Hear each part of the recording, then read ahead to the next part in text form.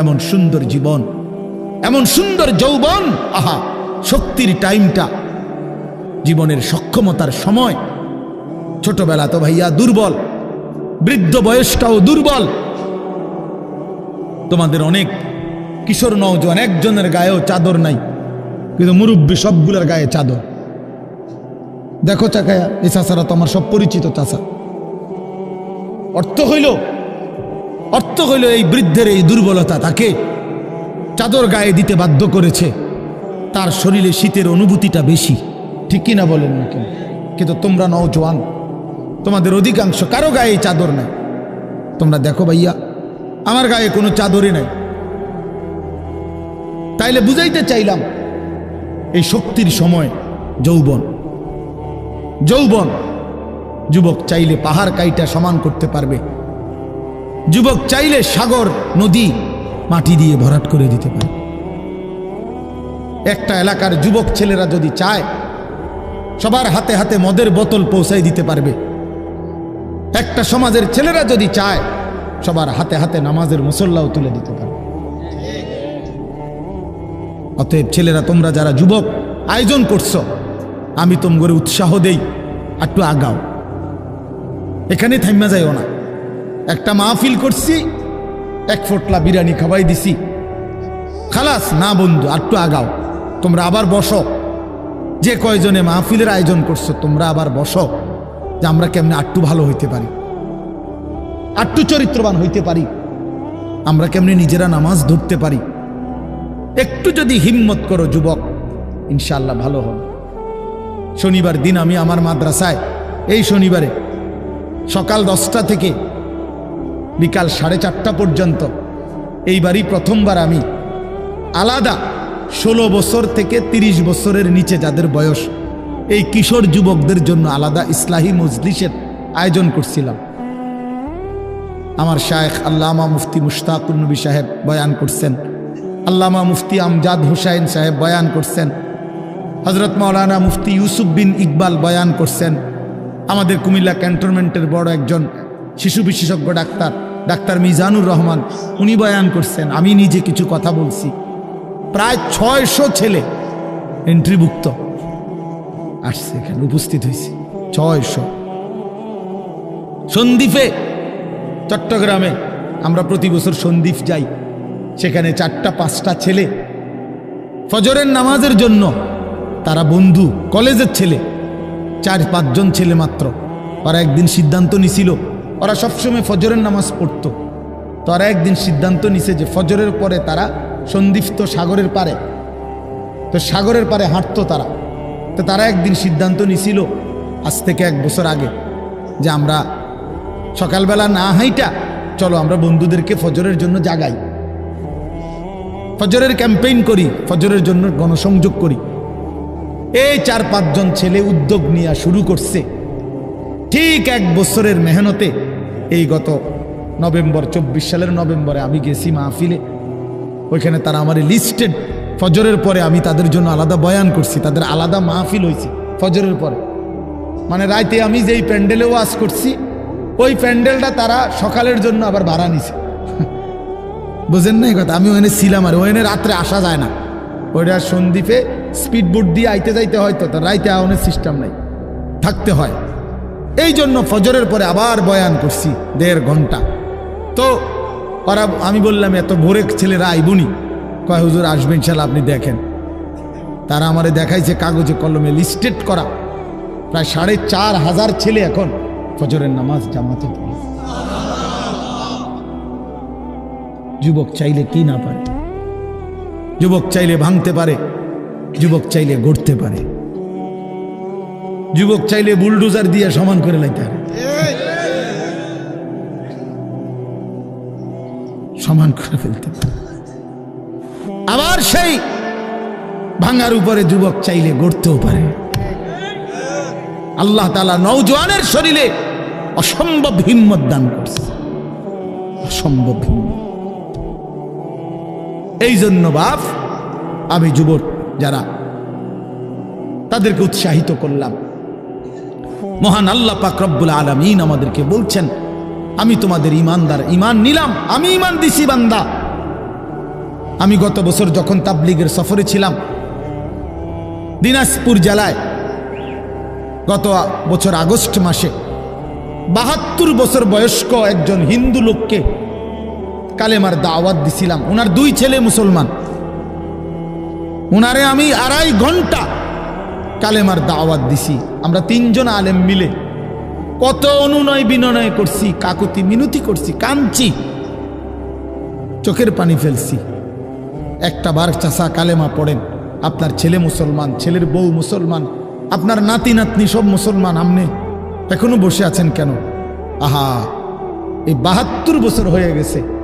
বুড়া মিয়া কয় আমি ওটা বলবো না, পড়বো বলে নাই। আমি আমার সাথীদের কাছে, আমার 26 জন সাথী নিয়ে চিল্লায় গেছি। 16 জন আলেম, এক চিল্লা সফরে 950 মানুষ আল্লাহর রাস্তায় বের হয়েছে চিল্লার জন্য। আলহামদুলিল্লাহ, আল্লাহই করাইছে। তো বলতেছিলাম, আমি সাথীদের কাছে এসে বলছিলাম যে দেখেন ৭২ বছর বয়স হয়ে গেছে, এক আল্লাহর বান্দা, তার জবান দিয়া কোনোদিন তার মালিকের নামটা বের হয়।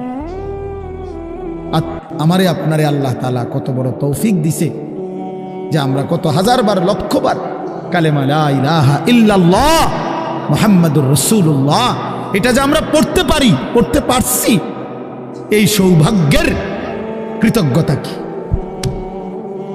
এটা যদি আল্লাহ আমগো জবান দিয়ে কোনোদিন না বলাইতো। কথা বলে না বাপ, এই ছেলেরা মিয়া, এই আব্বাস যারা নামাজ পড়ো না, আরে না ফরমান, তুই যদি হিন্দুর ঘরে জন্ম নিতে, তুই যদি ইহুদির ঘরে জন্ম নিতে, তুই যদি খ্রিস্টানের ঘরে জন্ম নিতি, বেটা কি হতো জীবন যদি কোনোদিন কালেমার আহ্বান না শুনতা? তুমি তো মুসলমানের ঘরে জন্ম নিয়া এভাবে ইমানকে ফেলে দিলা। মুসলমানের ঘরে জন্ম নিয়ে এভাবে নামাজকে প্রত্যাখ্যান করলা।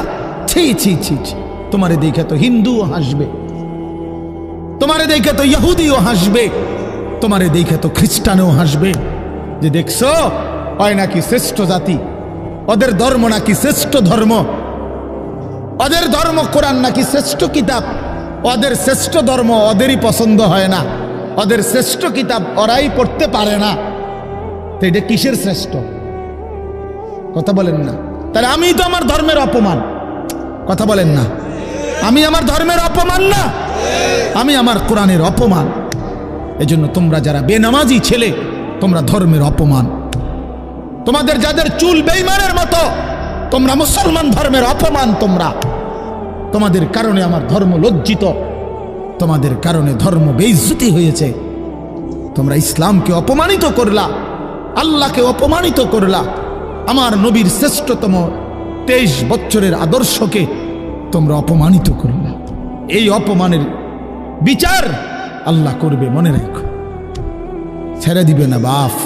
আল্লাহ কোরআনে বলছে, বান্দা আমি 1 সেকেন্ড ছাড়বো না, আমি হিসাব নিব। তুমি আমারে কি মনে করছো বান্দা? বাদুগা খাওয়াইছি দেখিয়া তুমি মনে করছো আমি মাতি না? হ্যাঁ, কিটা মনে করছো? এ পেশাব পায়খানার ভাত তুমি মনে করছো আমি কিছুই বলবো না, কিছুই বলবো না। তুমি জানো না ফেরাউনকে শোয়াইছে কে? তুমি জানো না কারুনকে শোয়াই দিছে কে? তুমি জানো না নমরুদ সাদ্দাতকে নিশ্চিহ্ন করে দিয়েছে কে? তুমি শোনো নাই? তুমি আন্দাজ করো নাই আমি আল্লাহ কেমন? এই পৃথিবীর কত অবাধ্য জাতিকে আমি আল্লাহ ধ্বংস করে দিয়েছি, শোনো নাই? কই, গোটা পৃথিবীর সমস্ত আধুনিক প্রযুক্তি থাকার পরেও তো বাবা আমেরিকার ওই বেঈমানরা, ক্যালিফোর্নিয়ার লস অ্যাঞ্জেলস তাদের একটি স্টেট আগুনে দাবানলে পুরে ছাই হয়ে গেছে। লক্ষ লক্ষ কোটি কোটি মিলিয়ন বিলিয়ন ডলারের এক এক বিল্ডিং। আপনারা মুরব্বীরা মিলিয়ন বিলিয়ন ডলার কি তাই বুঝতেন না? কয়টা আপনি 1 মিলিয়ন বিলিয়ন ডলার কত টাকা? কমপক্ষে 300 টাকার বেশি। মানে আপনি এটি বুঝতেন না, টেহাইডি এটান বুঝতেন না। কথা বুঝছেন কিনা? হ্যাঁ, আমরা কিতাবে পড়ছি এক বুজুর্গকে, হ্যাঁ, একটা জিনিস দামি ওনার কাছে ছিল, তো ওনার কাছে বলছি এটা আপনি বিক্রি করে দেন। কত মূল্য? উনি বলছে 100 দিরহাম, 100 টাকা। তখন উনি যখন বিক্রি করে দিছে, ওনারে 100 দিরহাম দিছে, তো অন্য কেউ ওনারে পরে বলছে, হায় হায় জনাব, আপনি তো বহুত বড় ঠকছেন, মাত্র 100 টাকা দাম চাইলেন, এটার দাম তো আরো অনেক। তো উনি বলছেন, আল্লাহর কসম, 100 টাকার উপরে, 100 দিরহামের উপরে কোনো সংখ্যা আছে? আমার তো এটা জানা নেই, আমার তো এর উপরে কিছু জানা নাই। হ্যাঁ, আমার মেজো বোনের বিয়ে যখন হয়েছিল, মেজো বোন, আমি তখন প্রাইমারি শেষ করে মাদ্রাসায় ভর্তি হয়েছি, এই সময় আমার বোনের বিয়ে হয়েছে। তো বোন জামাই যখন ওই আগে ছোটবেলায় বিয়ের দিন বোন জামাই যখন আসছে, তখন শরবত খাওয়াইছি যে গেইটে নাকি, তখন কিছু টাকা দিতে হয় না, যে শরবত খাওয়ায় তারে। তো আমারে 100টা টাকা দিছে উনি প্রথম। তো এগুলা নাকি ওনার কাছে আরো টাকা ছিল, তো এগুলোকে ওই আরো একটু সাফাসাফি করলে আরো দেয়, আরো কিছু দেয়, না মানলে আরো দেয়, এমনি এমনি নিয়ম ছিল। আমার 100 টাকা দিছে, আর এটা দেখে আমি একটা দৌড়ে আইয়ালাইছি। আমার পুরা মনে আছে, একেবারে কসম, আমার পুরো এখনো মনে হইলো আর এই কথাটা। আমার একেবারে আমার ভাই, চাচাতো ভাইটাই বা অন্যরা এত দমকাইছে, বেউকুফ, 100 টাকা লইয়া দুধ দিয়ে আইয়ালাইছ। আমি বলছি, আমি তো আসলে এর চাইতে বেশি টাকা জীবনে আর দেখি নেই। তো বলতে চাইলাম, হাজার হাজার কোটি কোটি মিলিয়ন ডলারের এই বাড়ি ভবন, এগুলো পৃথিবীর সর্বাধুনিক প্রযুক্তি দিয়ে, অত্যাধুনিক প্রযুক্তি থাকা সত্ত্বেও, আধুনিক সরঞ্জামাদি থাকার পরেও বাফ আল্লাহর দেওয়া আযাবে আগুনে যখন জ্বলছে, এই কয়দিন হইল, কোনো বেঈমানে 1 সেকেন্ডের জন্য আগুন নিভাইতে পারে নাই। 14,000 ফায়ার সার্ভিস কর্মী একসাথে আপনার পানি দিছে, আরো বাড়ে, আগুন আরো বাড়ছে। তার মানে বোঝা গেল, বাবা, পৃথিবীর কারো শক্তি মূলত কোনো শক্তি না, আল্লাহর শক্তির সামনে, আল্লাহর ফায়সালার সামনে। আল্লাহ যদি ভালো রাখে তাইলেই ভালো থাকা।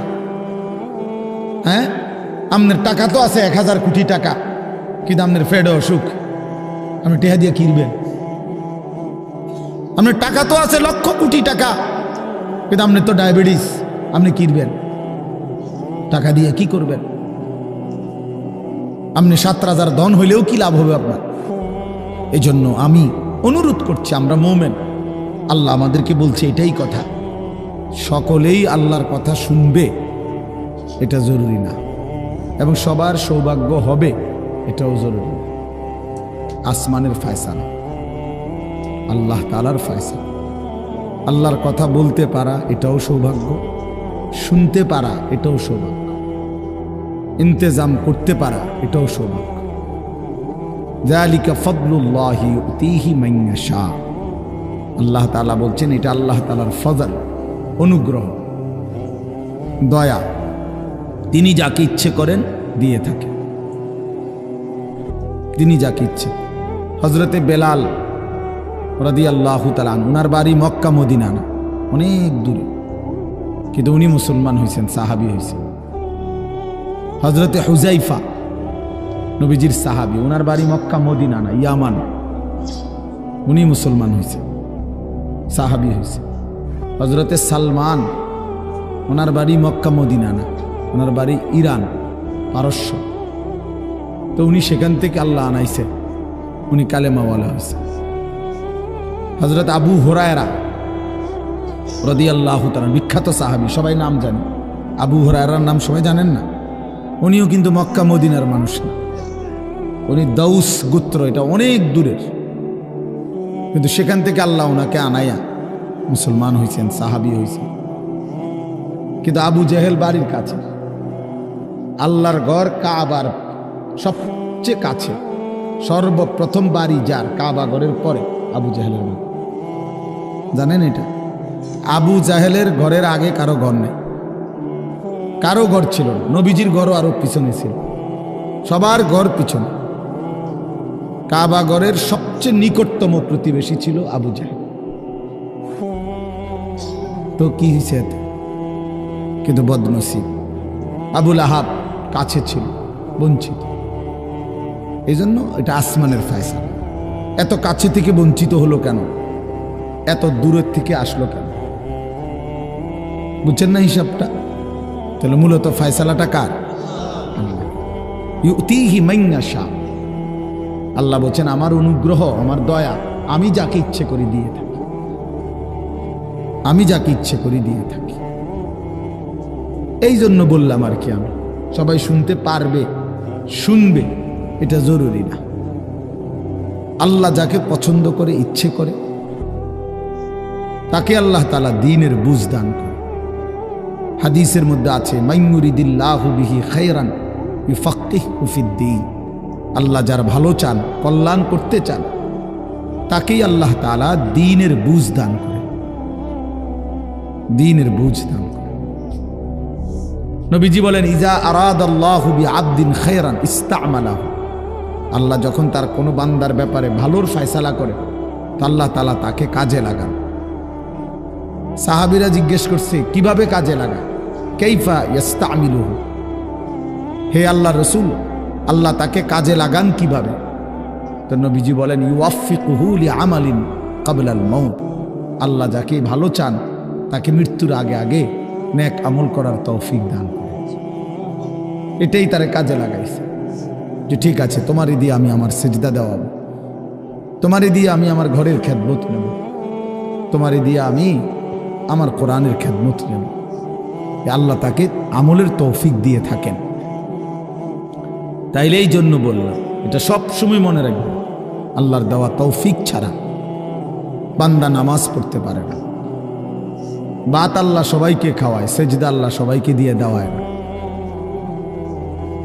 দুনিয়ার প্রয়োজন আল্লাহ সকলের প্রয়োজন পূরণ করে। জন্তু জানোয়ার, কুকুর বিড়াল, সাপ বিচ্ছু, কাফের মুশরিক বেঈমান নাস্তিক মুরতাদ, এদের সকলের দুনিয়াবি প্রয়োজন আল্লাহ পূরণ করে। এই খানা পিনা, পেশাব পায়খানা, হ্যাঁ জরুরত, এগুলো তো আল্লাহ তাআলা জন্তু জানোয়ারেরও পূরণ করে। কিন্তু সেজদা, আল্লাহর গোলামি, আল্লাহর ইবাদত সবাইকে দিয়ে আল্লাহ করায় না। আল্লাহ যাকে পছন্দ করে, ইচ্ছে করে, তাকেই আল্লাহ তাআলা তার দ্বীনের জন্য কাজে লাগায়, আল্লাহর ইবাদতের তৌফিক দান করে। এই জন্য এটা সবসময় মনে রাখতে হবে।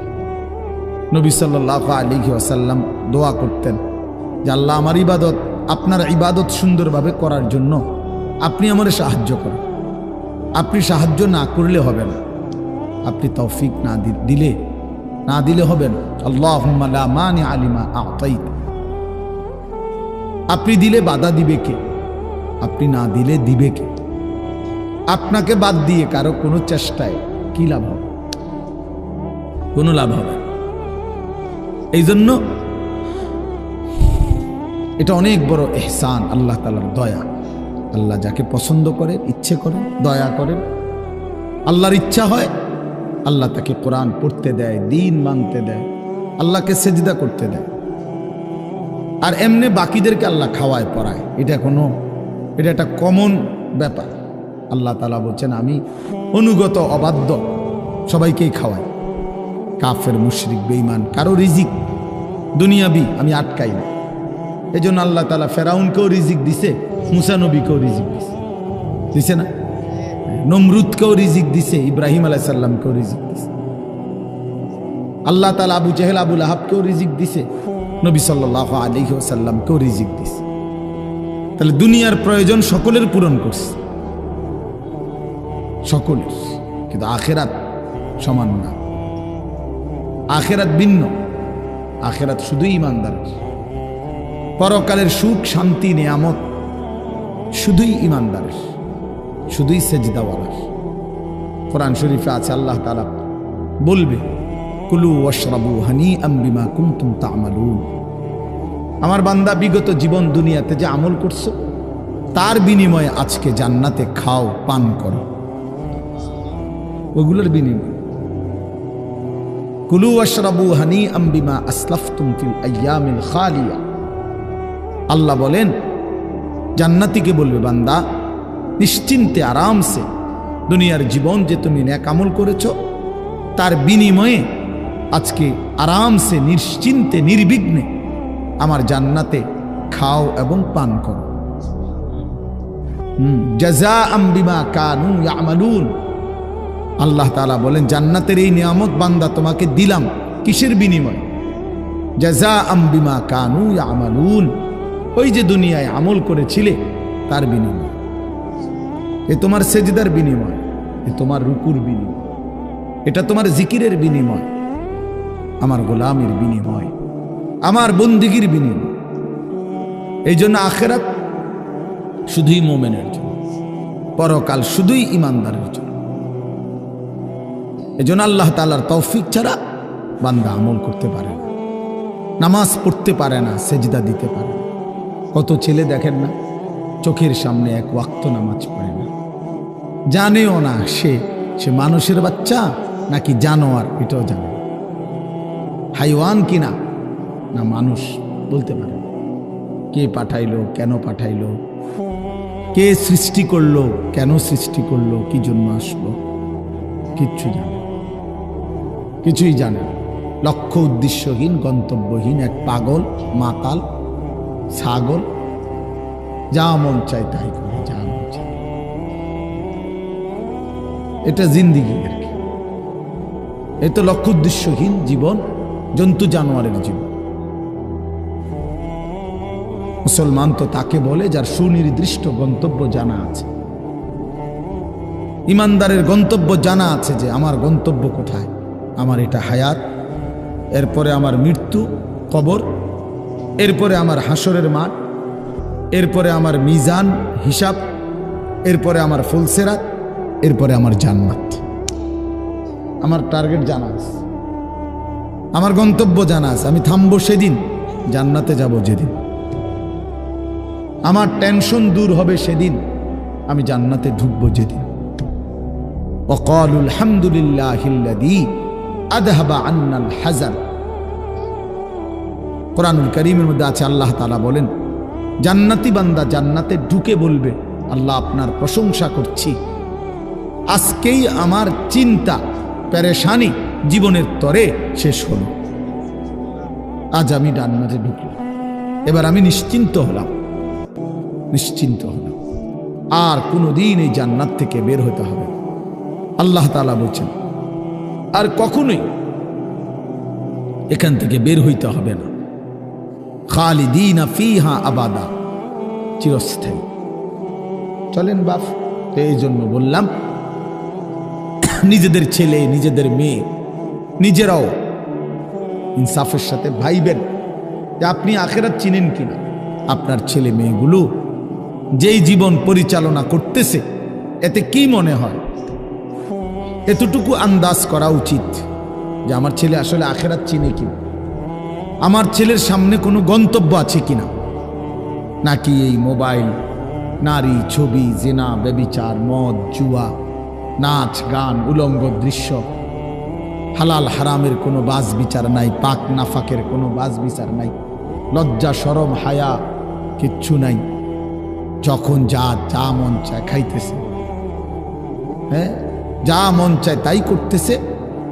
তো এই খামখেয়ালি জীবন, যখন যা মন চায় তাই, হালাল হারাম, জায়েজ না জায়েজের জীবন, যার পার্থক্য নাই, আল্লাহ তাআলা কোরআনে বলছে তার উদাহরণ হলো ফামাসালুহু কামাসালিল কাল, কুত্তার মতো।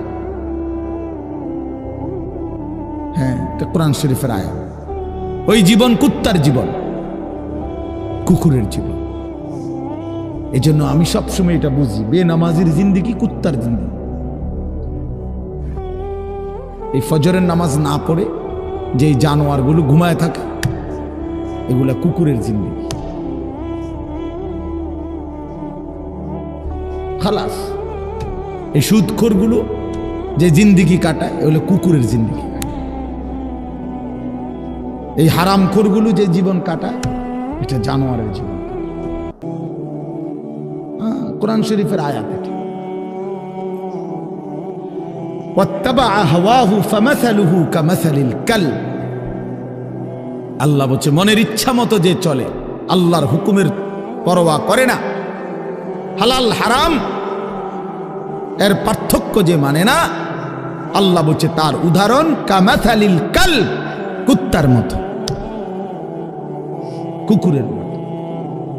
ইন তাহমিল আলাইহি ইয়ালহাস আও তাতরুকহু ইয়ালহাস। আল্লাহ বলছে কুকুরের স্বভাব, দৌড়ানি দিল জিব্বা লম্বা করে হাঁফায়, ছেড়ে দিল দাঁড়ায়া দাঁড়ায়া জিব্বা লম্বা করে হাঁফায়, জিব্বা লম্বা করে হাঁফায়, এমন করে। এ কুকুরের স্বভাব। পেলেও অতৃপ্ত, না পেলেও অতৃপ্ত, থাকলেও অশান্তি, না থাকলেও অশান্তি। কারণ হারাম করছে, নাফরমান যে, আল্লাহর অবাধ্য যে, পাক নাফাক, হালাল হারাম, যার কাছে সুদ আর ব্যবসা একই রকম মনে হয় সে কি মানুষ নাকি?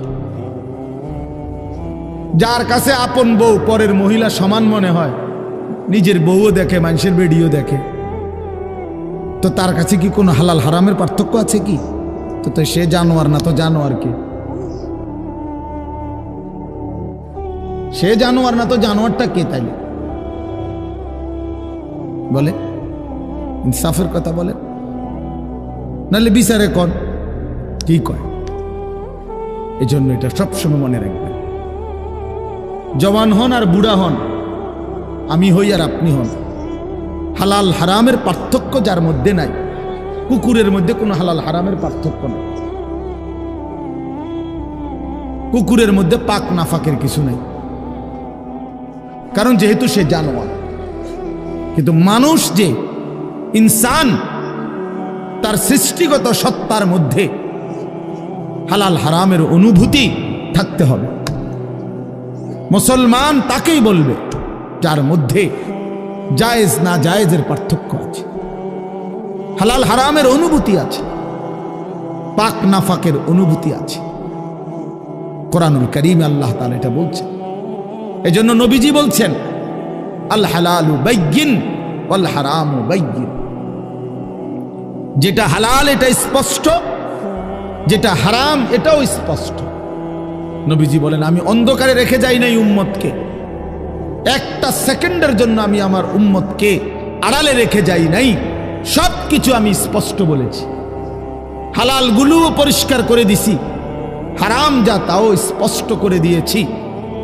24 ঘন্টার যাবতীয় কর্মকাণ্ড আমি আল্লাহ স্পষ্ট করে দিয়েছি।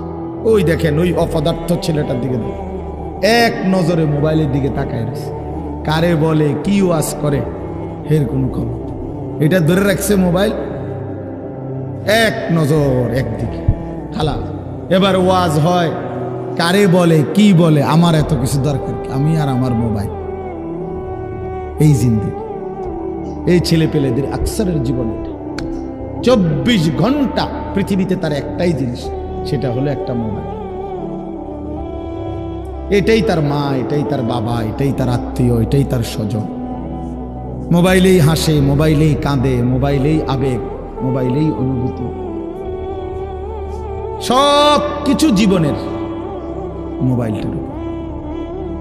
কোত্থেকে আসলো, কে বানাইলো, কে সৃষ্টি করলো, কেন পাঠাইলো, কে আমারে বানাইলো, আমি কোত্থেকে আসলাম, কেন রাত হয়, কেন দিন হয়, আমার কোনো দায়িত্ব আছে কিনা আমার আল্লাহর পক্ষ থেকে, কিচ্ছুর কোনো সামান্যতম বুঝ বুদ্ধি আকল দিমাগ কিচ্ছু।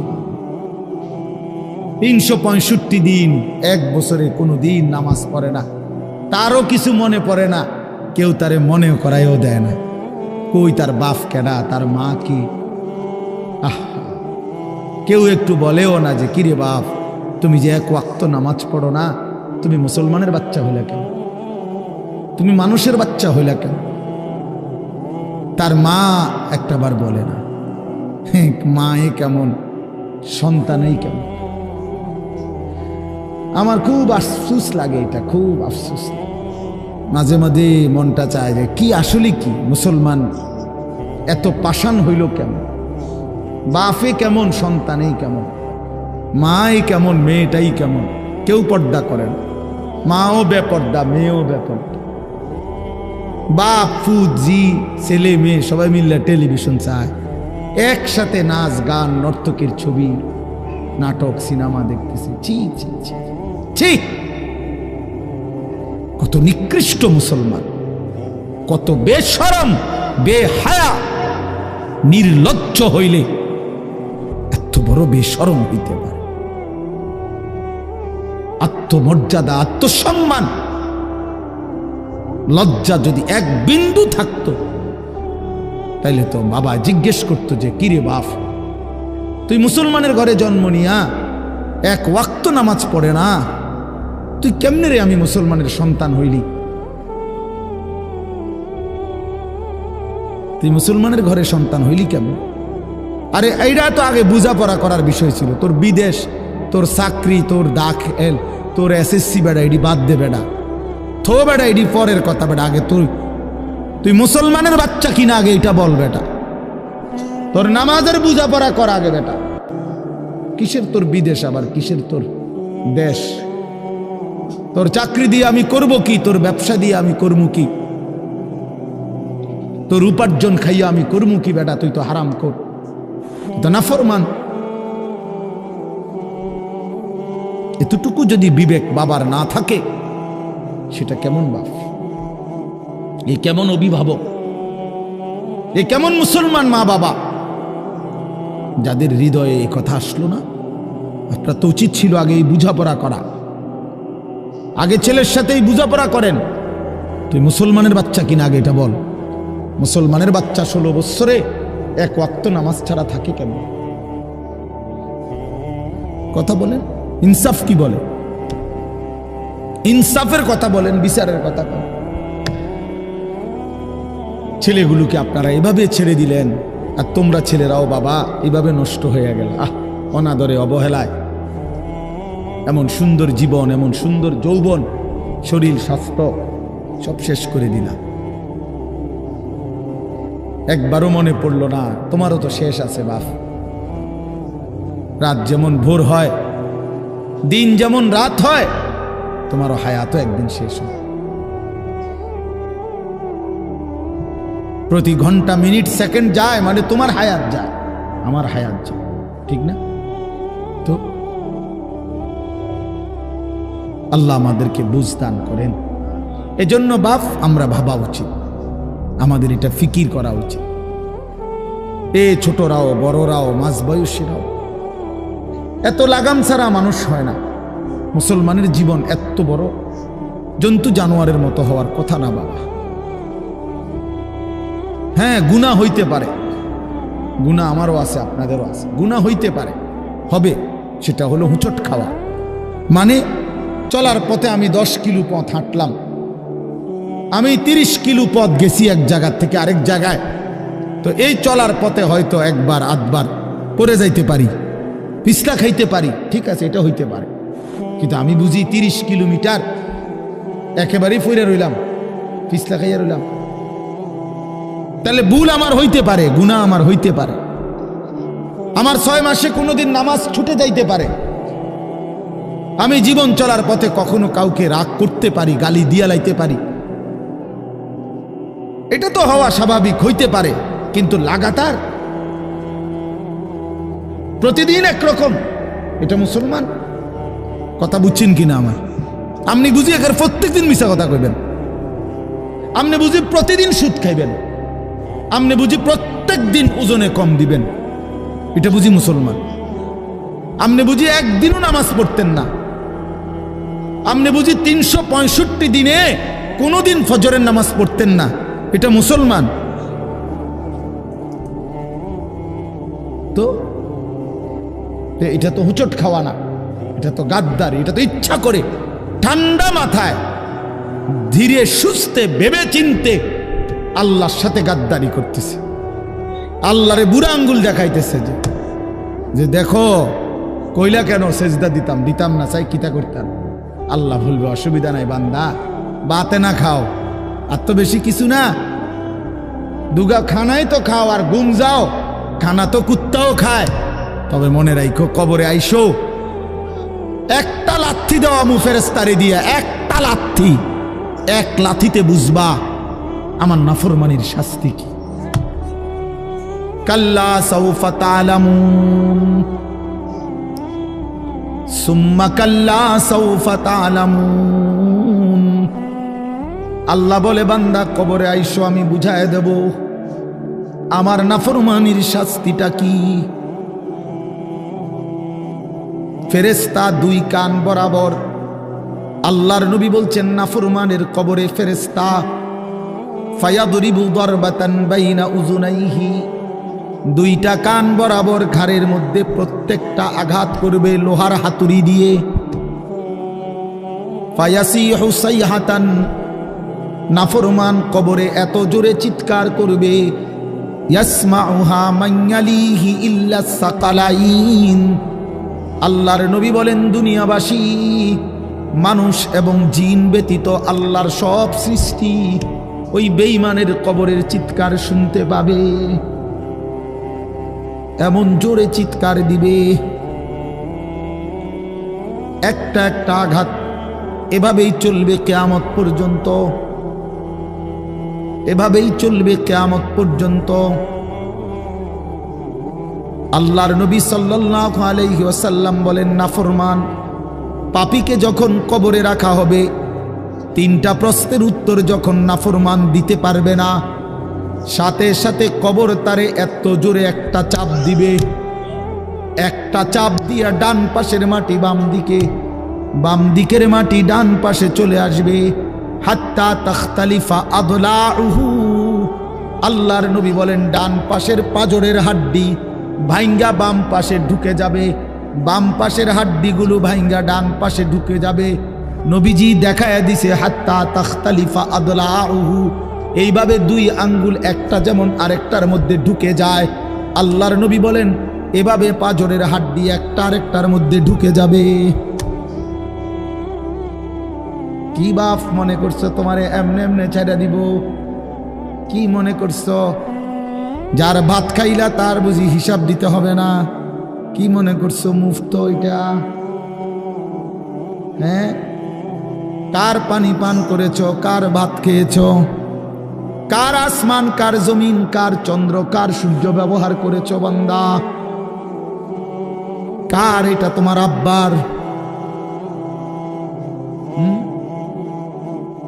শরীরটা তোমার বাপের নি, চোখ নাক কান তো তোমার আল্লাহর। আলাম নাজআল লাহু আইনাইন ওয়া লিসানান ওয়া শাফাতাইন। আল্লাহ বলে বলো না বান্দা আমি কি দুইটা চোখ দেই নাই? ওহ বাবা কথা কই, আমি কি জিহ্বাটা দেই নাই? আমি কি দুইটা ঠোঁট দেই নাই? তো উত্তরে কি বলবেন যে না দেন নাই? কি বলবেন? কথা বলেন।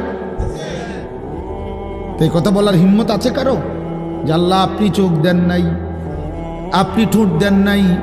কারো সাহস আছে কিনা এটা বলার? তাইলে আল্লাহই তো দিয়েছেন। আলাম নুসিহ জিসমাকা, হাদিসে আছে নবীজি বলেন আল্লাহ জিজ্ঞেস করবে হাসরের মাঠে বান্দা বলো না আমি কি তোমার শরীরটা সুস্থ রাখি নাই? ওয়া নুরভিকা মিনাল মা, আমি কি প্রতিবার তৃষ্ণার্ত অবস্থায় তোমারে আমি আল্লাহ তো আমি কি পানি পান করাই নাই? আমি তো পানি পান করিয়েছিলাম, আমি তো তৃষ্ণা নিবারণ করেছিলাম, আমি তো ক্ষুধার চাহিদা পূরণ করেছিলাম, আমি তো কায়নাতের সূর্য চন্দ্র আলো বাতাস দিয়েছিলাম। ওয়াজআলনা নাওমাকুম সুবাতা, আল্লাহ বলে সারাদিনের ক্লান্তি দূর করার জন্য রাত্রি গভীরের ঘুম আমি আল্লাহই তো বানিয়েছি। ওয়াজআলনাল লাইলা লিবাসা, অন্ধকার কালো চাদর দিয়ে ঢেকে পৃথিবীটাকে অন্ধকারাচ্ছন্ন করে দিয়েছি আমি আল্লাহই তোমার ঘুমের উপযুক্ত পরিবেশের জন্যে। আবার দিনের বেলা আলোকিত করে দিয়েছি তোমার উপার্জনের সুবিধার জন্যে। রাতে তুমি ঘুমাইবার জন্য অন্ধকার করে দিয়েছি। দিনে তুমি রোজগার করবা এই জন্য আলোকিত করে দিয়েছি। সুবহানাল্লাহ। ওয়াজআলনান নাহারা মাআশা, উপার্জনের জন্য দিন বানিয়েছি, ঘুমাইবার জন্য রাত বানিয়েছি। ওয়াজআলনা সিরাজান ওয়াহাজা, একটা উজ্জ্বল সূর্য আমি আল্লাহই বানিয়েছি। وأنزلنا من المعصرات ماء ثجاجا, জমাট বাঁধা মেঘ থেকে আমি আল্লাহ অঝোর ধারায় বৃষ্টি নামিয়েছি। এই জমিনটাকে সিক্ত নরম করেছি, ছোট্ট ছোট্ট ছিদ্র বানিয়েছি।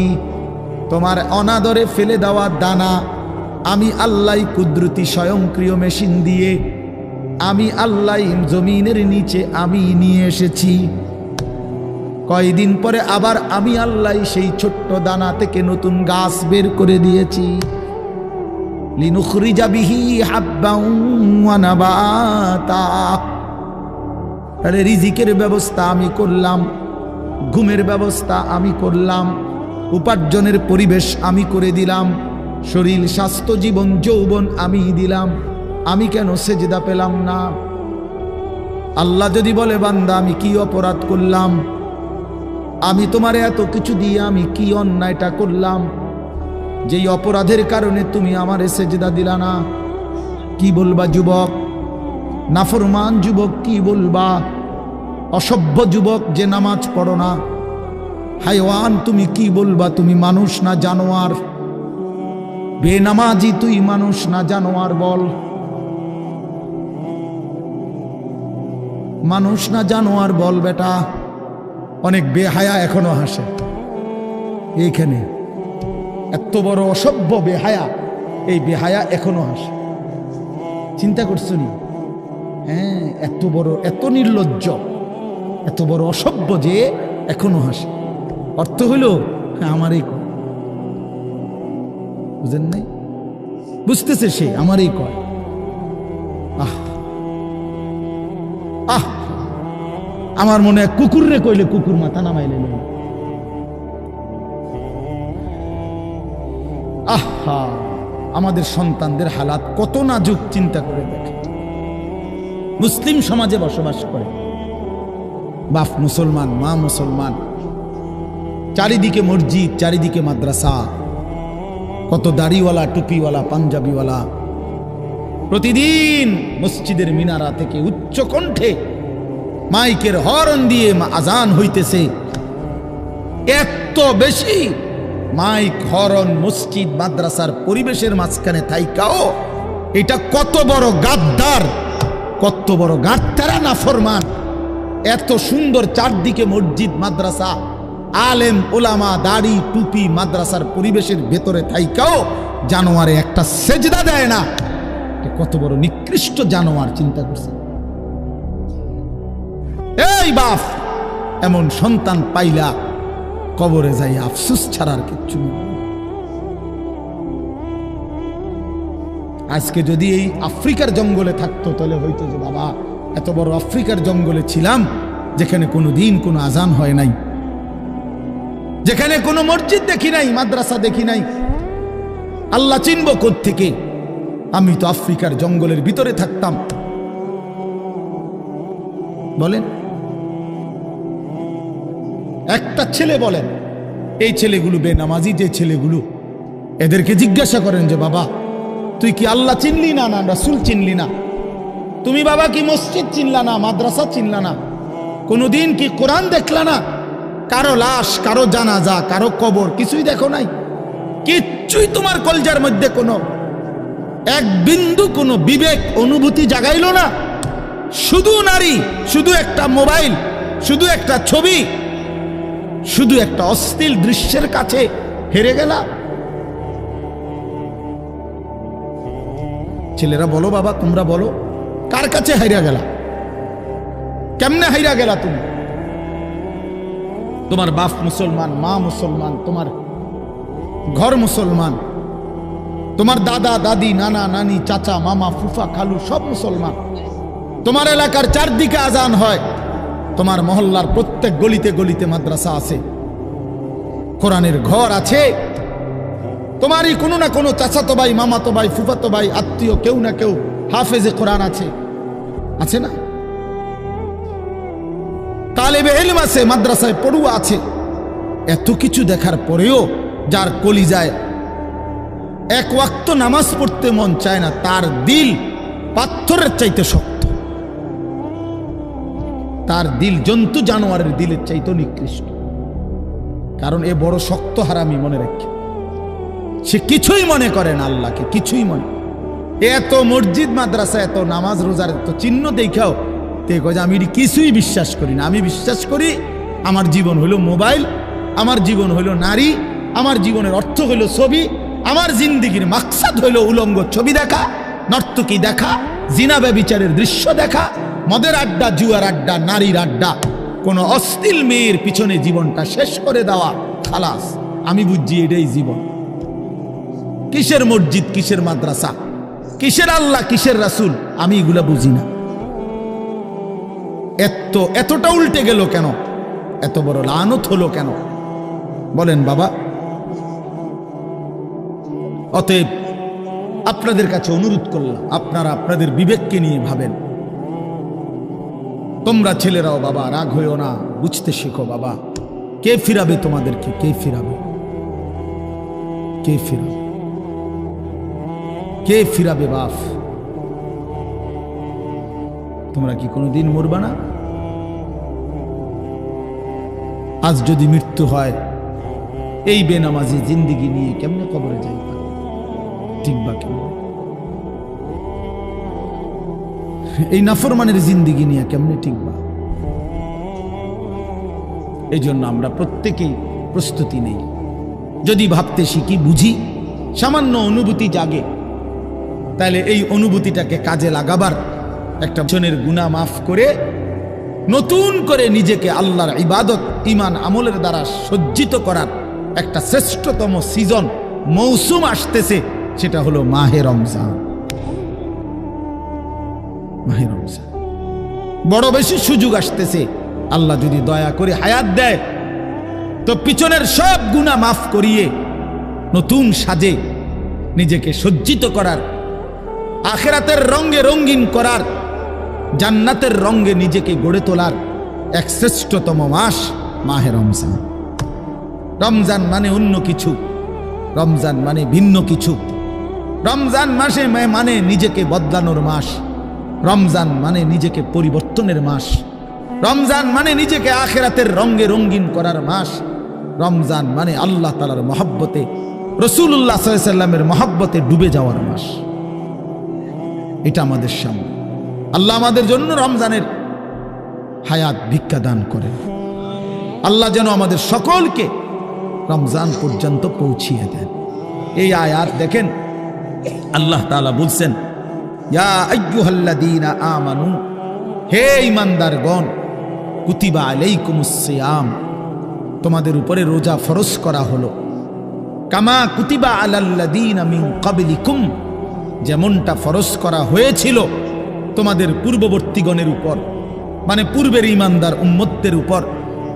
কেন ফরজ করা হলো রোজা? উদ্দেশ্য কি? আমি আল্লাহর, লাআল্লাকুম তাত্তাকুন, যেন তোমরা মুত্তাকি হতে পারো, মুত্তাকি হইতে পারো, আল্লাহ ভীরু হইতে পারো।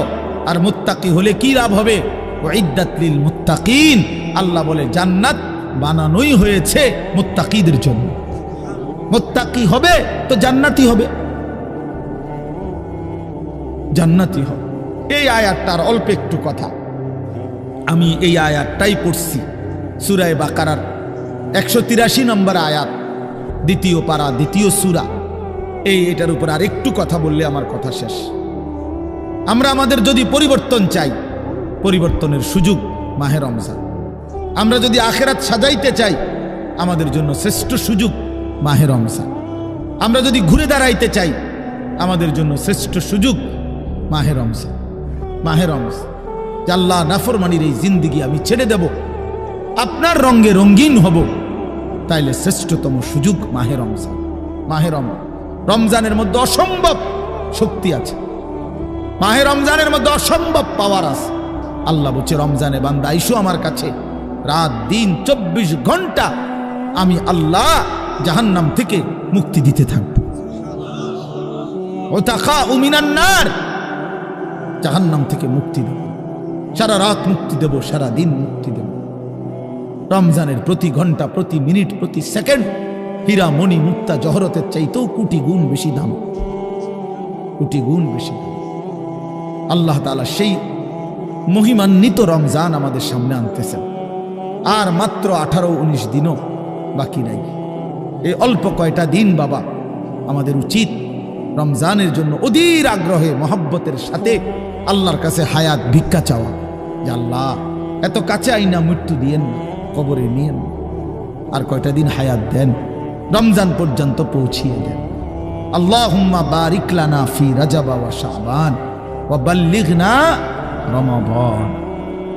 আল্লাহ তাআলা বলেন, ইয়া আইয়ুহাল্লাযীনা আমানু। দেখেন, এই একটি আয়াতে আল্লাহ 4টা কথা বলছে।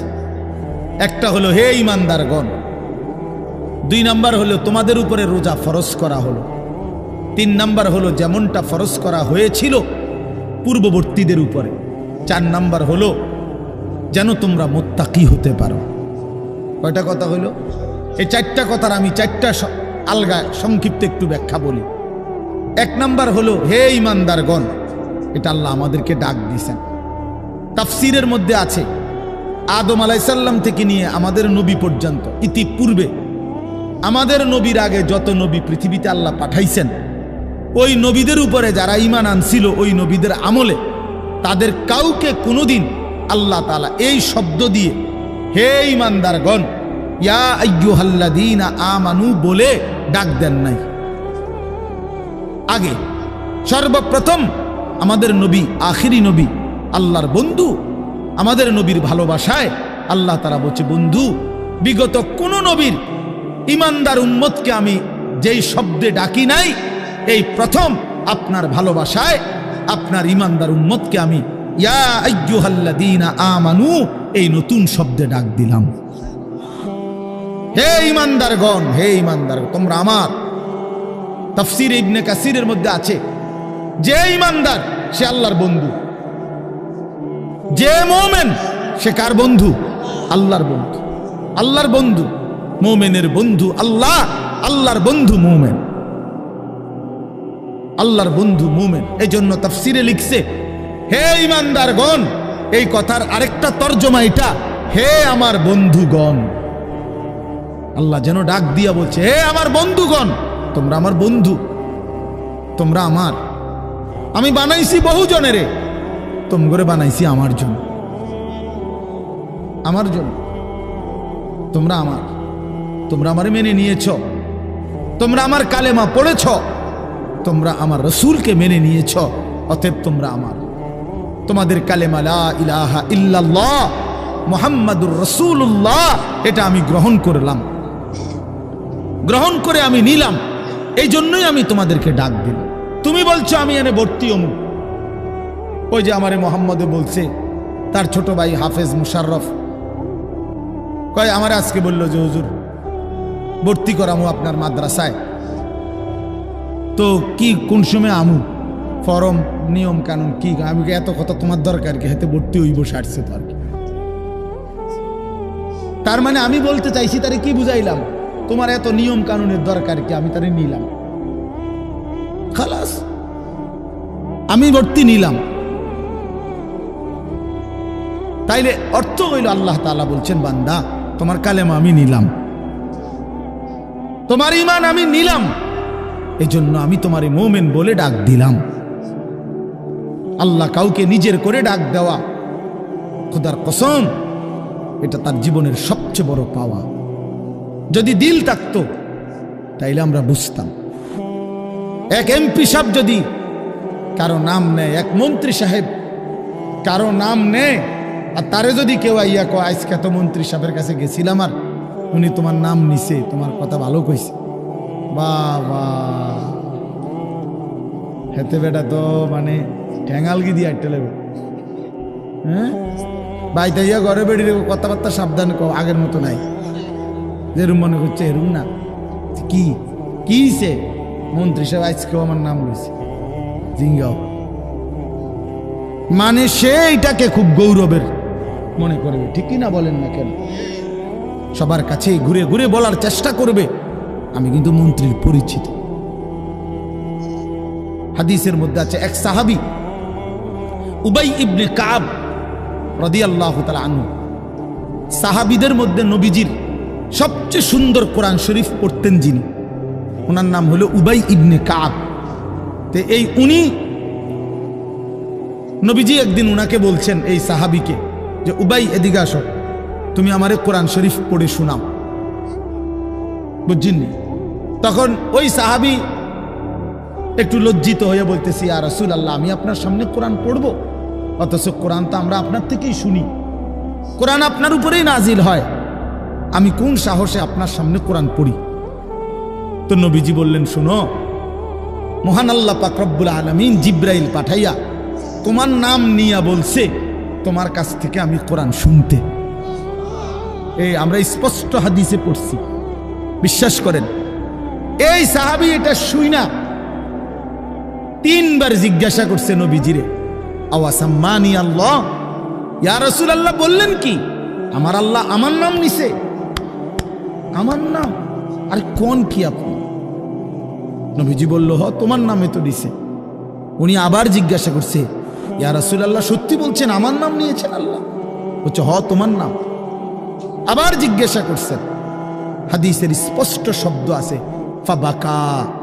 3 বারের পরে এই সাহাবী খুশিতে আনন্দে চিৎকার করে কাঁদতে শুরু করছে আর বলতেছি, ইয়া রাসূলুল্লাহ, এক গোলামের কি পরিমাণ সৌভাগ্য, তার মুনিব তার নাম নিয়েছে। তা আমরা আমাদের কালেমার কি পরিমাণ সৌভাগ্য, আমরা একবার বলেছি কালেমা, আল্লাহ আমাদেরকে ডাক দিছে, ইয়া আইয়ুহাল্লাযীনা আমানু, হে আমার কালেমা ওয়ালারা, তোমরা আমার, তোমরা আমার, আমি তোমাদের ঈমান নিলাম, আমি তোমাদেরকে ডাক দিলাম। এক মুমিনের কি পরিমাণ খুশি হওয়া উচিত আপনি শুনেন। 29 নম্বর পারায় একটা সূরা আছে, সূরায়ে মুরসালাত। এই যে এর আগে একটা সূরা আছে সূরায়ে দাহার, কোরআনুল কারীমের 76 নম্বর সূরা, 2 পৃষ্ঠাওয়ালা ছোট সূরা। এই সূরাটার মধ্যে জান্নাতের বর্ণনা সবচেয়ে সুন্দর, মানে জান্নাতের বর্ণনা হৃদয় কারা এই সূরাতে আছে। এই সূরাটা যেদিন নবীজির উপরে নাজিল হয়েছে, সেদিন নবীজির সামনে একজন কালো রঙের সাহাবী বসা ছিলেন। ওয়াইন্দাহু রাজুলুন আসওয়াদ, কালো একজন রঙের সাহাবী বসা ছিল, উনি বসা ছিলেন। এই সময় এই সূরাটা নাজিল হয়েছে, নবীজি উনাগরে শুনাইছে সূরাটা। তো এই সূরার মধ্যে জান্নাতের এমন হৃদয়গ্রাহী বর্ণনা। এই সাহাবীটা সামনে যিনি বসা কালো রঙের সহজ সরল সাহাবী, উনি এই সূরা এটা শুইনা জান্নাতের আশায় খুশিতে একটা চিৎকার দিছে, এক চিৎকারে হাদিসে আছে উনি ওইখানে ইন্তেকাল করছে এখানে। তখন আল্লাহর নবী বলেন, ওয়াল্লাহি লাকাদ আখরাজা নাফসা সাহিবিকুমুশ শাওকু ইলাল জান্নাহ। নবী বলেন, আল্লাহর কসম, জান্নাতের প্রবল আকাঙ্ক্ষায় তোমাদের বন্ধু জীবন দিয়ে দিল। निकल जाए दम तेरे कदमों के नीचे, यही दिल की हसरत, यही दिल की आरजू है। এটা উর্দু শের আর কি, অর্থ হলো, হে প্রিয়তম, তোমার পায়ের নিচে জীবন দিলাম, জান দিয়ে দিলাম। আর এটাই ছিল আমার সারা জিন্দেগীর তামান্না, দিলের আকাঙ্ক্ষা, যে তোমার জন্য আমি জীবন দেব, আর সেটাই দিয়ে দিলাম। নিকল যায় দম তেরে কদমোं के नीचे, তোমার কদমের নিচে আমার জান গেল। यही दिल की हसरत, এটাই ছিল দিলের আকাঙ্ক্ষা। এজন্য আজকে ছেলেরা কোথায় জীবন শেষ করে দিচ্ছ? এমন সুন্দর জীবন, এমন সুন্দর যৌবন, আহা, শক্তির টাইমটা, জীবনের সক্ষমতার সময়। ছোটবেলা তো ভাইয়া দুর্বল, বৃদ্ধ বয়সটাও দুর্বল। তোমাদের অনেক কিশোর নওজোয়ান একজনের গায়েও চাদর নাই, কিন্তু মুরব্বী সবগুলোর গায়ে চাদর। দেখো চাকায়া, এই চাচারা তো আমার সব পরিচিত চাচা। অর্থ হইল এই বৃদ্ধের এই দুর্বলতা তাকে চাদর গায়ে দিতে বাধ্য করেছে। তার শরীরে শীতের অনুভূতিটা বেশি, ঠিক কিনা বলেন না কেন? কিন্তু তোমরা নওজোয়ান, তোমাদের অধিকাংশ কারো গায়ে চাদর নাই। তোমরা দেখো ভাইয়া, আমার গায়ে কোনো চাদরই নাই। তাইলে বুঝাইতে চাইলাম এই শক্তির সময় যৌবন। যুবক চাইলে পাহাড় কাইটা সমান করতে পারবে। যুবক চাইলে সাগর নদী মাটি দিয়ে ভরাট করে দিতে পারে। একটা এলাকার যুবক ছেলেরা যদি চায়, সবার হাতে হাতে মদের বোতল পৌঁছাই দিতে পারবে। একটা সমাজের ছেলেরা যদি চায়, সবার হাতে হাতে নামাজের মুসল্লাও তুলে দিতে পারে। অতএব ছেলেরা, তোমরা যারা যুবক আয়োজন করছো, আমি তোমাদের উৎসাহ দেই, একটু আগাও। এখানে থাইমা যাইও না। একটা মাহফিল করছি, এক ফোটলা বিরিয়ানি খাওয়াই দিছি, খালাস না বন্ধু, একটু আগাও। তোমরা আবার বসো, যে কয়জনে মাহফিলের আয়োজন করছো তোমরা আবার বসো, যে আমরা কেমনে আটটু ভালো হইতে পারি, আটটু চরিত্রবান হইতে পারি, আমরা কেমনে নিজেরা নামাজ ধরতে পারি। একটু যদি হিম্মত করো যুবক, ইনশাআল্লাহ ভালো হবে। শনিবার দিন আমি আমার মাদ্রাসায় এই শনিবারে সকাল 10টা থেকে বিকাল 4:30 পর্যন্ত, এইবারই প্রথমবার আমি আলাদা 16 বছর থেকে 30 বছরের নিচে যাদের বয়স, এই কিশোর যুবকদের জন্য আলাদা ইসলাহি মজলিসের আয়োজন করছিলাম। আমার শায়েখ আল্লামা মুফতি মুশতাকুর নবী সাহেব বয়ান করছেন, আল্লামা মুফতি আমজাদ হোসাইন সাহেব বয়ান করছেন, হজরত মাওলানা মুফতি ইউসুফ বিন ইকবাল বয়ান করছেন, আমাদের কুমিল্লা ক্যান্টনমেন্টের বড় একজন শিশু বিশেষজ্ঞ ডাক্তার মিজানুর রহমান উনি বয়ান করছেন, আমি নিজে কিছু কথা বলছি। প্রায় 600 ছেলে এন্ট্রিভুক্ত আসছে, এখানে উপস্থিত হয়েছে 600। সন্দ্বীপে, চট্টগ্রামে আমরা প্রতি বছর সন্দ্বীপ যাই, সেখানে 4টা-5টা ছেলে ফজরের নামাজের জন্য, তারা বন্ধু কলেজের ছেলে, 4-5 জন ছেলে মাত্র। ওরা একদিন সিদ্ধান্ত নিছিল, ওরা সবসময় ফজরের নামাজ পড়তো, তো ওরা একদিন সিদ্ধান্ত নিছে যে ফজরের পরে তারা সন্দ্বীপ তো সাগরের পারে, তো সাগরের পারে হাঁটতো তারা। তো তারা একদিন সিদ্ধান্ত নিছিল আজ থেকে 1 বছর আগে, যে আমরা সকালবেলা না হাইটা চলো আমরা বন্ধুদেরকে ফজরের জন্য জাগাই, ফজরের ক্যাম্পেইন করি, ফজরের জন্য গণসংযোগ করি। এই 4-5 জন ছেলে উদ্যোগ নিয়ে শুরু করছে। ঠিক 1 বছরের মেহনতে এই গত নভেম্বর, 24 সালের নভেম্বরে আমি গেছি মাহফিলে, ওইখানে তারা আমার লিস্টেড। ফজরের পরে আমি তাদের জন্য আলাদা বয়ান করছি, তাদের আলাদা মাহফিল হয়েছে ফজরের পরে। মানে রাতে আমি যেই প্যান্ডেলে ওয়াজ করছি, ওই প্যান্ডেলটা তারা সকালের জন্য আবার ভাড়া নিছে। বুঝেন না এই কথা? আমি ওখানে ছিলাম, আর ওখানে রাত্রে আসা যায় না, ওইটা সন্দ্বীপে স্পিড বোট দিয়ে আইতে যাইতে হয়, তো রাইতে আওয়ানোর সিস্টেম নেই, থাকতে হয়। এই জন্য ফজরের পরে আবার বয়ান করছি 1.5 ঘন্টা। তো ওরা, আমি বললাম এত ভোরে ছেলেরা আইবুনি, কয় হুজুর আসবেন ইনশাআল্লাহ, আপনি দেখেন। তারা আমারে দেখাইছে কাগজে কলমে লিস্টেড করা প্রায় 4,500 ছেলে এখন ফজরের নামাজ জামাতে। যুবক চাইলে কি না পারে, যুবক চাইলে ভাঙতে পারে, যুবক চাইলে গড়তে পারে, যুবক চাইলে বুলডোজার দিয়ে সমান করে লাইতে পারে, সমান করে ফেলতে পারে। আবার সেই ভাঙার উপরে যুবক চাইলে গড়তেও পারে।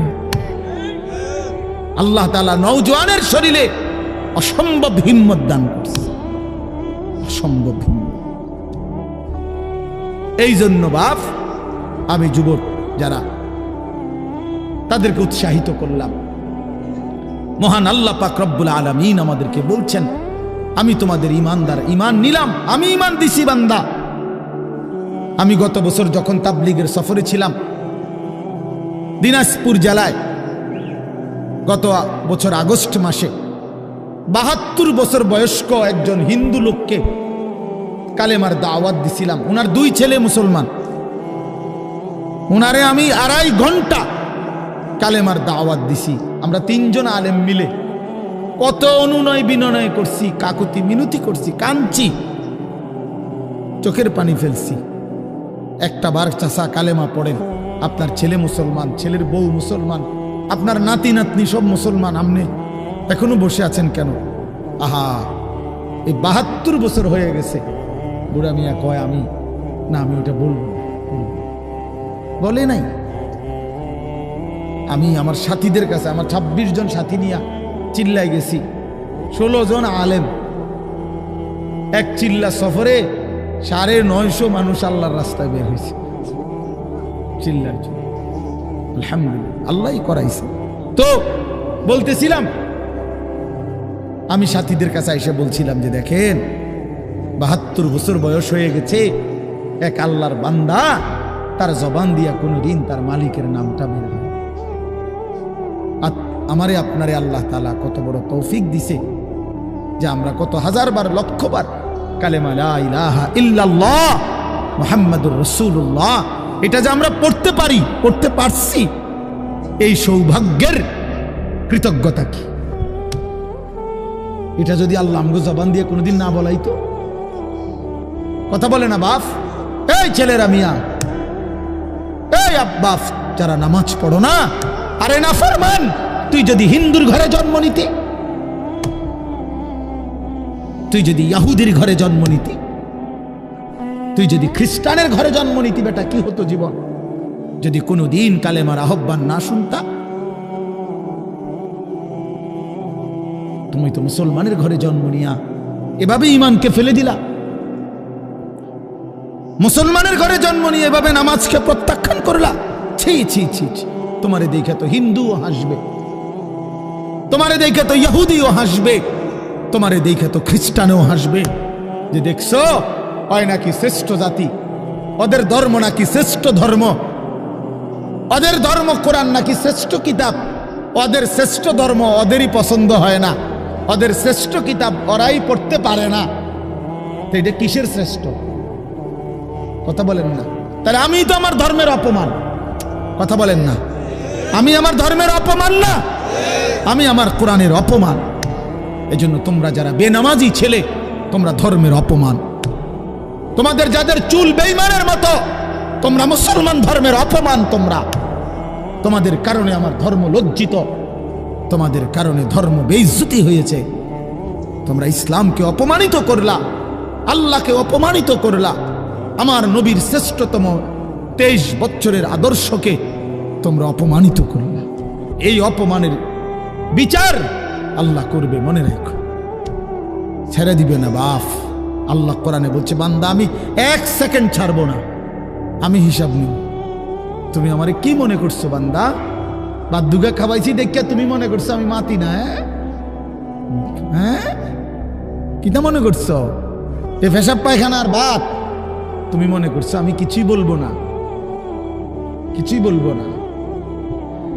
তুমি জানো না ফেরাউনকে শোয়াইছে কে? তুমি জানো না কারুনকে শোয়াই দিছে কে? তুমি জানো না নমরুদ সাদ্দাতকে নিশ্চিহ্ন করে দিয়েছে কে? তুমি শোনো নাই? তুমি আন্দাজ করো নাই আমি আল্লাহ কেমন?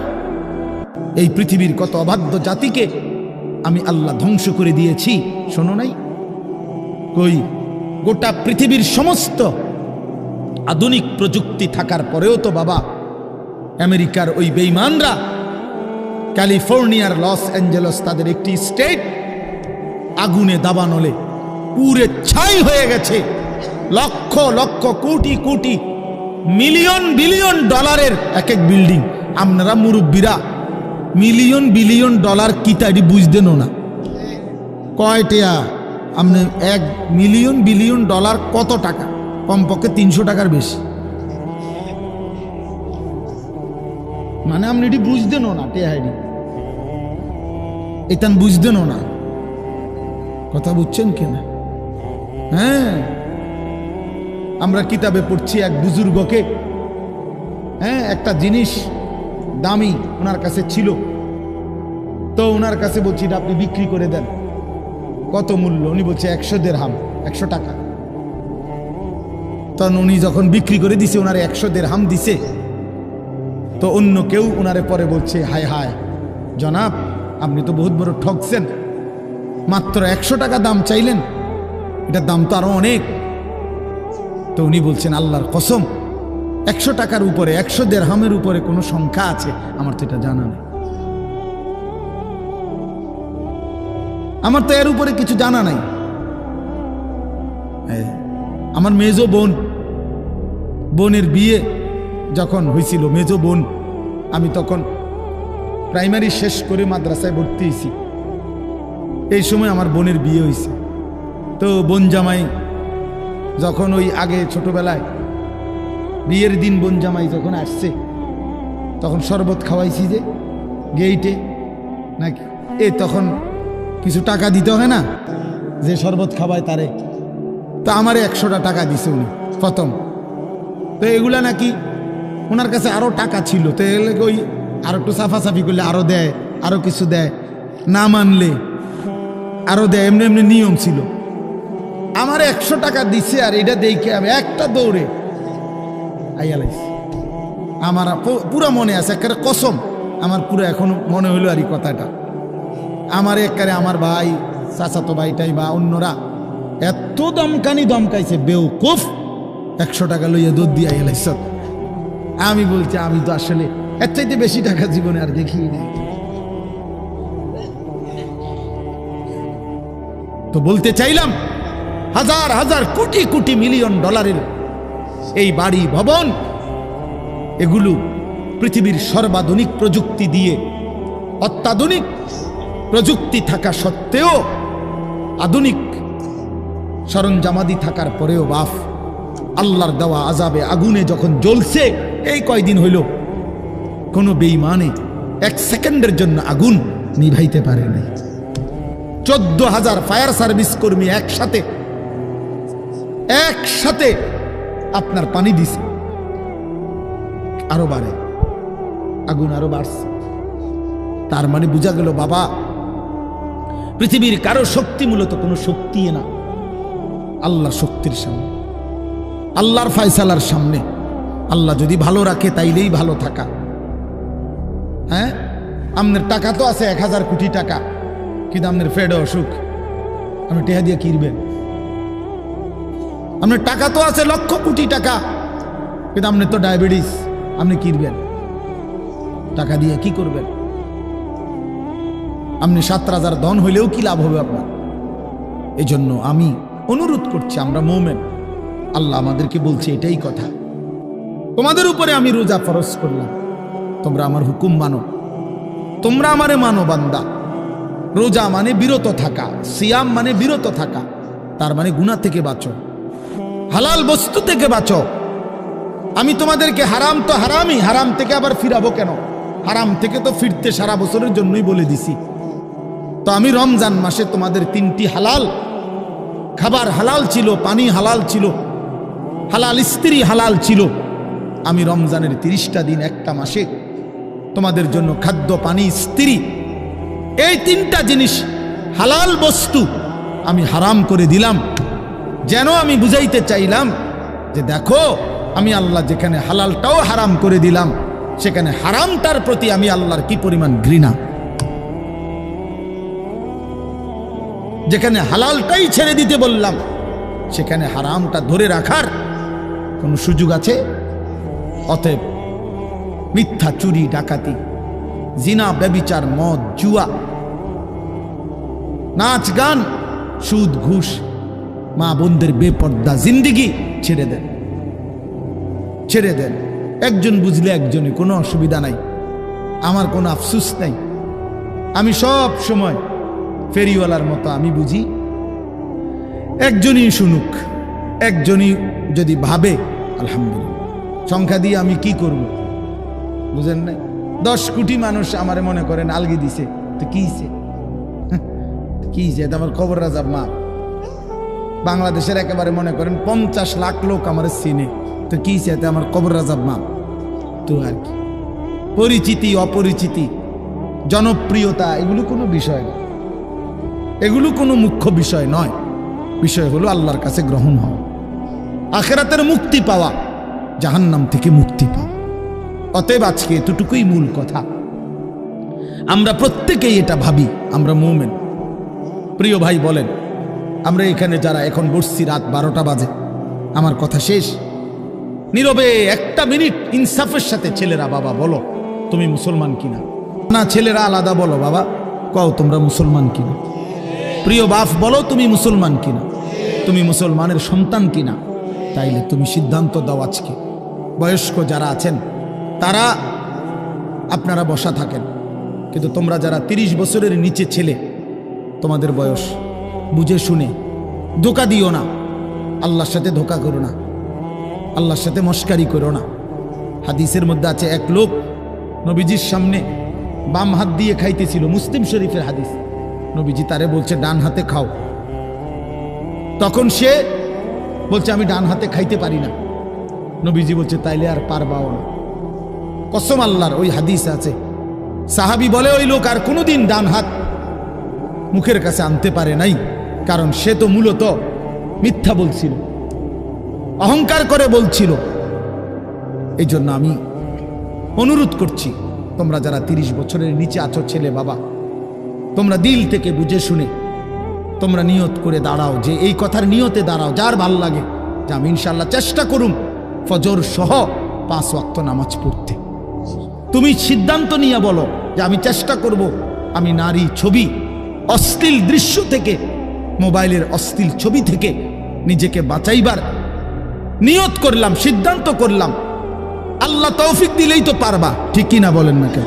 অতএব নিয়ত করে হিম্মতের সাথে যে আসলেই হুজুর আমি দিল থেকে বললাম, এই নিয়ত করে দাঁড়াও। যার ভাল লাগে দাঁড়াও, কোনো বাধাবাধকতা নাই, যার মন চায় দাঁড়াও, আমার কোনো জোরাজুরি নাই। বাকি তুমি দিল থেকে বলো, মন থেকে মনে নিয়ত করো, তোমার দিলে তুমি, কারণ তোমার কবর তোমার, আমার কবর আমার। তোমার ঘরে তুমি ফিরবা, আমার ঘরে আমি ফিরব। সবাই রাজি তো ইনশাআল্লাহ? আল্লাহ তাআলা তৌফিক দান করেন। বসো বাপ, আল্লাহ কবুল করে নেন। মনে করো ঠকবা না, মনে রাখো নামাজ পড়ে কেউ ঠকে না, না পড়ে ঠকে। গুনাহ ছেড়ে দিয়ে ঠকবা না, বরং গুনাহ ছেড়ে দিলে দামি হইবা ইনশাআল্লাহ। দামি হইও, নিজে দামি হবা, মনে রাখো দামি। একটা জিনিস শেষ মনে রাখো ছেলেরা, যে কোনো মূল্যে আমরা আলহামদুলিল্লাহ গোটা পৃথিবী নিয়ে আমাদেরও পড়ালেখা করা আছে। সারা পৃথিবীর হালাত আমরাও বুঝি কম বেশ। আমরা জেনারেল লাইনেও পড়ালেখা করছি, কুমিল্লা ভিক্টোরিয়া কলেজ থেকে মাস্টার্স পাস করছি, সরকারি আলিয়া মাদ্রাসা থেকে কামেল পাস করছি, কওমি মাদ্রাসা থেকে দাওরায়ে হাদিস পাস করছি। তাহলে মাটির তলে থাকি না, পৃথিবীর নিয়ে আমরাও গবেষণা ভাবি। কাজে সারা পৃথিবীর যেই পরিস্থিতি বর্তমান এবং আমাদের কোরআন সুন্নাহর যেই ভাষ্য, এই সবগুলো বিশ্বাস করো, একত্রে মিলাইলে এ কথা আমাদের কাছে একেবারে স্পষ্ট। আগামীর পৃথিবী ইসলামের পৃথিবী, আগামীর পৃথিবী কোরআনের পৃথিবী। মনে রাখো বললাম বাপ, তুমি দেখবা, তোমার হায়াতেই দেখবা ইনশাআল্লাহ। এখন যাদের বয়স এই 20, 25, 26, 28, যাদের বয়স 12, 15, তোমরা ইনশাআল্লাহ আগামীর ইসলাম দেখবা, কালেমার বিজয় দেখবা। তোমরা শুনবা যে ফিলিস্তিন বিজয়ী, তোমরা শুনবা সারা পৃথিবীতে কালেমার পতাকা উড়েছে, তোমরা শুনবা ইউরোপ আমেরিকার শক্তি নিশ্চিহ্ন হয়ে গেছে, তোমরা শুনবা ইসরায়েলের কুত্তারা পরাজিত হয়ে গেছে। সেদিন বুঝবা ইমানদারি দামি, সেদিন বুঝবা চরিত্রবান ছেলেটাই দামি, সেদিন বুঝবা নামাজি ছেলেটাই দামি। আর যারা চরিত্র নষ্ট করে ফেলেছ, তুমি ফালতু কোনো না কোনো সিফাত কুনাত পড়ে থাকবে। এই জন্য আমরা দয়া করি ইনশাআল্লাহ প্রত্যেকেই আমরা ইনশাআল্লাহ নামাজ পড়বো তো ইনশাআল্লাহ। ভালো হও, চরিত্রবান হও, নিজের জীবন গঠন করো।